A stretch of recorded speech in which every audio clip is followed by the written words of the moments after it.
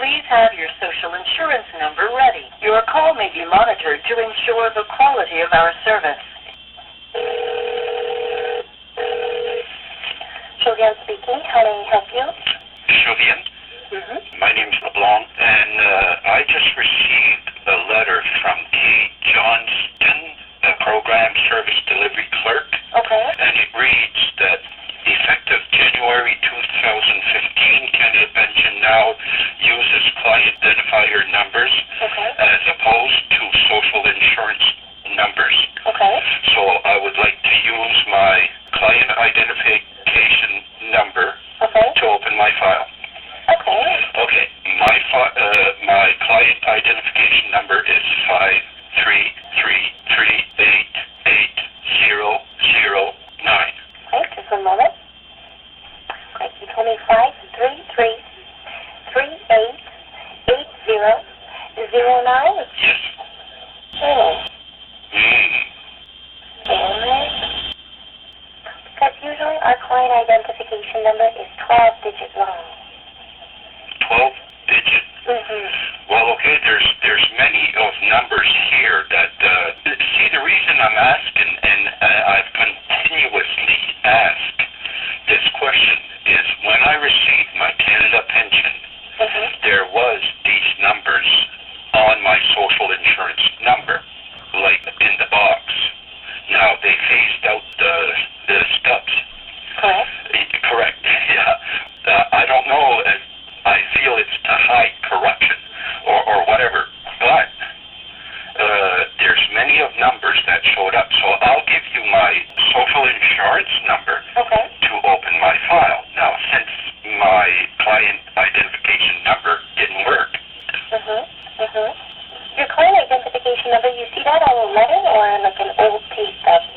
This was a pay stub of Canada Pension, January 29th. Okay. The reason why... Yes, and I've been explaining, and I don't want to... I'm starting to get a headache for the explanation. Okay, you have my... But I'll just ask you a few security questions, okay? Yes. So what is your date of birth? July 49. And your mother's maiden name? And your address? Moncton, New Brunswick. Thank you. And what can I do today to help you? Okay, well, to really basically, I just want to call to tell you that this letter that I received from Kate Johnston, program service delivery clerk, was triggered by a Darla that I called March 25th. So, and I explained to her between Darla and myself, and in between you and myself, there's the processing center that doesn't understand a thing. So, I mean, how can the clients be served properly when this is occurring? Okay. So, I can see that here that you call on March the 25th and this agent requested a letter to explain to you the client's identification. That is correct. And on the letter that you received, the client identification number only has 9 digits, correct? No, it doesn't have any number except for my social insurance number, which the letter reads, effective January 2015, Canada Pension Plan now uses client identifier numbers as opposed to social insurance number to identify clients on certain documentation. If you have any question, you can call us free of charge from Canada and the regular and following client identification number, and it's my social insurance number. It's mixed up because... It's definitely, I agree 100% with you, it's definitely mixed up. It's been mixed up since my wife applied for the Guaranteed Income Supplement, which a full year and a month she doesn't have the back time. And they're piled in notes on our files, and really basically they're telling me that my wife is in control of my file, and really basically those notes that you're looking at right now, if you put them all together to any human, it would not make any sense. It just doesn't make any sense. So there's something going on, definitely. And just for the heck of it, I'll put my wife on to open her file. And you'll see what I mean. There's notes on her file. There's notes on my file. We properly applied, and there's false information. And really, basically, I don't know what's going on, but it has to stop. Okay, here she is right now. Okay. Hello. Hi, my name is Josie. I'm from Service Canada. Okay. May I have your social insurance number, please? Thank you. Just a moment, please. Okay.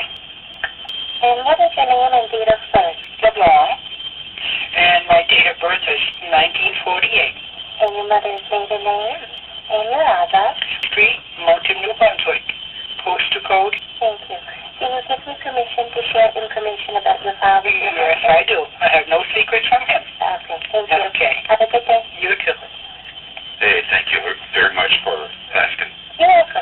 Okay, now, as you see, all the notes on my wife's file and all the notes on my file, and with that letter I just read to you, nothing, I don't know what's going on here, but this has to stop, and really, basically, we have checks that haven't been cashed because of verbal threats that they're stating that what we sent you is no good, and all this stuff. Okay. It just doesn't make sense.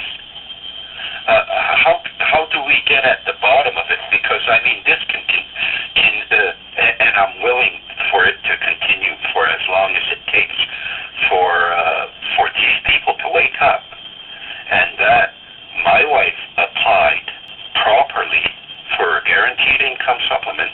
It was registered mail that was sent there, and as a matter of fact, 23 pieces of paper went to Jason Kinney, who was the minister at that time. But I mean, we're at the crappy end of it. Yeah, it's giving you a headache, eh? No. I'm just reading the notes on the file. Yeah. Okay. Here's there's an important note here. Supplement benefits were approved without proof of marital status. Okay, now, let me clarify that, because her check says Mrs. LeBlanc, and her middle name and everything, and mine says Mr. And we had a letter to that effect that the minister has the discretion to, you see. So we have letters stating that, you see, now, if it was approved without the marriage certificate, then how do we do our income tax as single? Well, it's because it's Service Canada. The income tax, it's with Revenue Canada. Yeah, but it doesn't matter. But the information is going to be sent to you people for us to be approved for the guaranteed income supplement. That's it. That's not how it works. The only thing that Revenue Canada will share with us is when you apply for the guaranteed income supplement, you qualify with Revenue Canada, so they send us your annual income. They don't Exactly. send all the information just about your annual income. Okay, and that's what I meant. But I mean, if she has an income and I have an income, you're going to get that as Mr. and Mrs. No. Well, okay, then do you get the income of each and every people and you put it on wherever you want to? No, it just connects to your file. It's the need to know basics. Like if we don't need to know your wife's annual income, we don't need it, so they won't send it. So we need like the consent of both of you to receive your annual income. We don't see like everything about your income tax. We just see what we need to know to calculate your guaranteed income supplement. Okay, nice try. And then really, basically, the headache is getting much worse. But because when she applied, she provided all the necessary documents: income, marital status, marriage license, in a registered letter. All this information was provided to Jason Kinney in the House of Commons, 23 pieces of paper, to prove our marriage. Now, okay, from there, those notes I'm saying they're totally wrong. And really, basically, we've done everything we could. It's the processing center that doesn't have the intelligence to view these, or whatever excuse you can give it. But nevertheless, it is causing a problem, obviously, in the system, because these checks that haven't been cashed are going to eventually show up in the system as a question mark. Well, I really don't understand, like, why you won't cash the check, or... Okay, well, that's... Okay, now, I don't have to have explanation, because the thing is if the processing center is incompetent, as soon as I cash those checks with what is on my file, the possibility will be that they will claw it back. There's a possibility of that happening, and we don't want to take the chance. We have them here, we have them safe, and for how long that the processing center takes to wake up, then, we're at a standstill here. And with all that's going on with the Senate corruption and everything, well, this is a good one to put out there. Okay, but I really don't know what to tell you, sir. Like, if they need those documents, it means that they don't have it in their department. Well, it means, I'm telling you, no matter how many times I send them, if they didn't have the documents twice, even the minister, are you saying that our minister of social development, who was transferred to the defense minister, was incompetent when he was in power? No, that's not what I'm saying. Okay, well, that's what it shows. Well, mistake is human as well. I mean, if they got lost in the mail. Okay, now, we're being penalized for your mistakes. Now, okay, it's human as well, yeah, but how many times do I have to send these documents, and how many times you won't get them?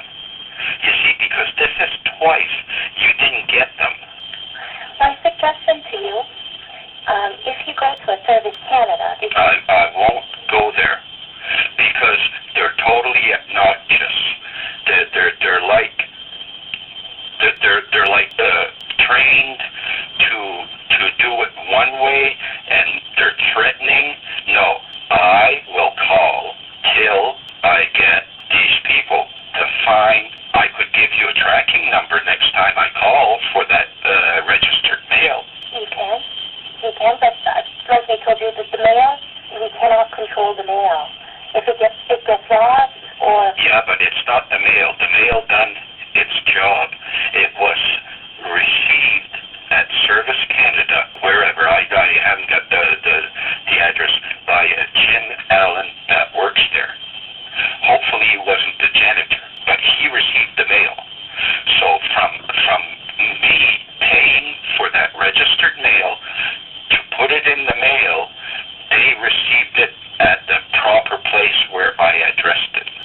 So I mean, I can't be any clearer than that. It was received. It was registered mail.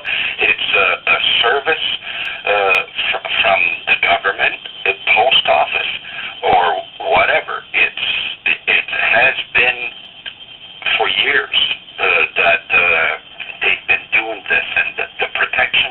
I have the protection of that number, and it's there. It should be found. I really don't know what to say. Here it says that they need it. Exactly. I mean that they don't have it in the processing center. So I really don't know what to tell you. Okay. So